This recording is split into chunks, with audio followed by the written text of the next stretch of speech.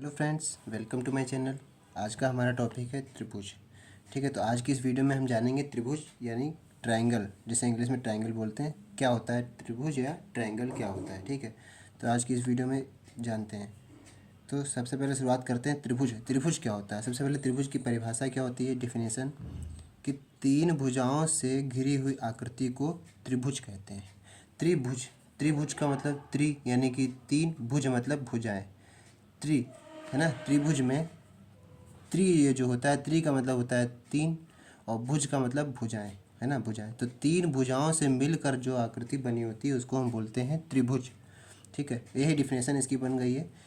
इसकी डिफिनेशन याद करने की ज़रूरत नहीं है, बस आपको ये याद होता है त्रिभुज, इसी से ही डिफिनेशन निकल जाएगी कि तीन भुजाओं से घिरी हुई आकृति को त्रिभुज कहते हैं, या तीन भुजाओं से मिलकर बनी हुई आकृति को त्रिभुज कहते हैं। ये भी डिफिनेशन इसकी एक हो सकती है। त्रिभुज कैसे होता है, क्या होता है इसका साइन, कैसे बनता है?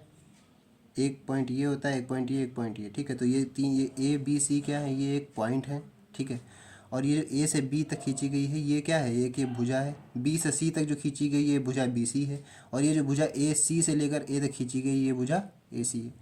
तो ये तीन भुजाएं होती हैं। त्रिभुज कई कई कई प्रकार के हो सकते हैं। त्रिभुज एक ऐसा होता है, एक ये त्रिभुज होता है, देखा है आपने। ठीक है, ए बी सी, और ये थर्ड नंबर का त्रिभुज ऐसे भी बनाया जा सकता है। त्रिभुज कई प्रकार से बनाया जा सकता है। ठीक है, ये त्रिभुज है, ये भी त्रिभुज है, और एक ये भी त्रिभुज। त्रिभुज तीनों ही हैं, लेकिन अलग अलग आकृति सबकी अलग अलग है, कहाँ पर कैसे पॉइंट मिला हुआ है। ठीक है, अब आगे बढ़ते हैं। तो ये तो आपने जान लिया त्रिभुज क्या होता है। अब आगे जानते हैं त्रिभुज का क्षेत्रफल।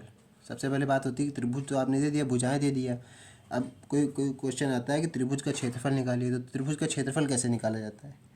त्रिभुज का क्षेत्रफल निकालने के लिए इसका फॉर्मूला होता है 1/2 गुणे आधार गुणे ऊंचाई। ठीक है, जो भी 1/2 तो हाफ कर दिया जाएगा, और आधार, आधार जो होगा वो, और गुणे ऊंचाई, ऊंचाई जितनी होगी ट्रायंगल की वो, तो वो उसका क्षेत्रफल निकल जाएगा। ठीक है, अब आगे नेक्स्ट है सेकंड फॉर्मूला, त्रिभुज का परिमाप। परिमाप कैसे निकाला जाता है त्रिभुज का? भुजाओं का योगफल। तो त्रिभुज का अगर परिमाप निकालने के लिए आपसे कोई बोलेगा तो आप क्या बताएंगे? भुजाओं का योगफल। तो जितनी जो भुजाएं होंगी, ये भुजा ए बी है, बी सी है, या सी ए है, ए सी जो भी है, तो इन सबकी भुजाओं का क्या कर देना है?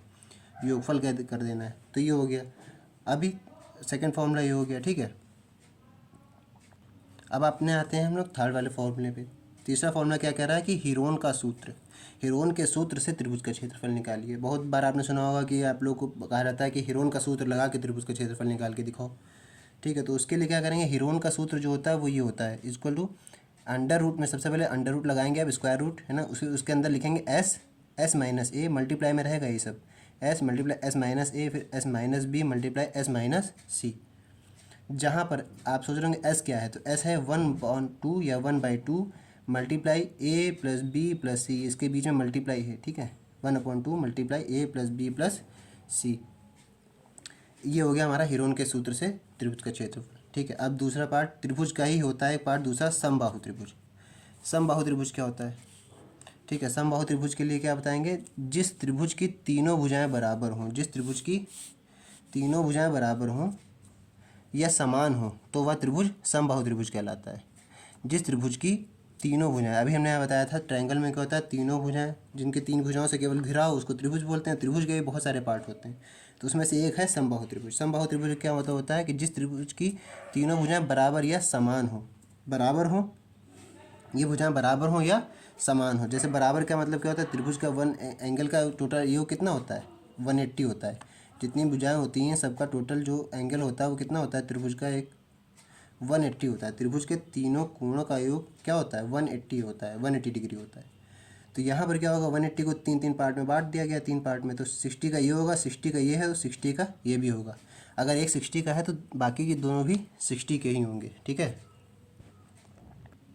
ठीक है, तो ये 60, ये 60 और ये 60। अच्छा, समबाहु का मतलब क्या होता है? बराबर हो, है ना, जिसकी भुजाएं बराबर हो, अभी बताया गया था। त्रिभुज की तीनों भुजाएं बराबर या समान हो, बराबर भी बोल सकते हो, समान हो सकते हो, तो वो त्रिभुज को समबाहु त्रिभुज कहते हैं, कहलाता है। ये भुजा अगर ये 60 की है, ये भी भुजा कितने की होगी? ये 60। एंगल जो अंदर होते हैं, एंगल एंगल भी कितने के बनने होंगे? ये 60 का एंगल है, ये 60 का एंगल है, ये 60 का एंगल। तो जितनी बड़ी ये भुजा होगी उतनी ही बड़ी ये भुजा होगी, और उतनी ही बड़ी ये भी भुजा होगी। ऐसा नहीं हो सकता कि ये दोनों भुजाएं आपस में बराबर हैं, ये अलग हैं। अगर वैसा बनेगा तो आगे बनेगा समद्विबाहु, मतलब उसकी दो भुजाएं बराबर होंगी। वो आगे बताएंगे आगे वीडियो में, आज की वीडियो में केवल इतना ही रहेगा। समबाहु त्रिभुज तक है ना। अब आगे आओ देख लीजिए थोड़ा, समबाहु त्रिभुज का क्षेत्रफल क्या होता है। अच्छा, त्रिभुज का एक लोगो है, जैसे आपको कहीं त्रिभुज त्रिभुज नहीं लिखना है तो सीधे आप त्रिभुज का एक ये लोगो बना सकते हैं, ठीक है। तो इसको बोलते हैं त्रिभुज, छोटा त्रिभुज बना दीजिए जैसे मैंने बनाया हुआ है, देखिए समबाहु त्रिभुज। यहाँ त्रिभुज लिखने के बजाय मैंने ये लोगो बनाया है त्रिभुज का, ठीक है, साइन। समबाहु त्रिभुज का क्षेत्रफल क्या होता है, अंडर रूट के अंदर 3/4 या डिवाइड 4 मल्टीप्लाई भुजा स्क्वायर।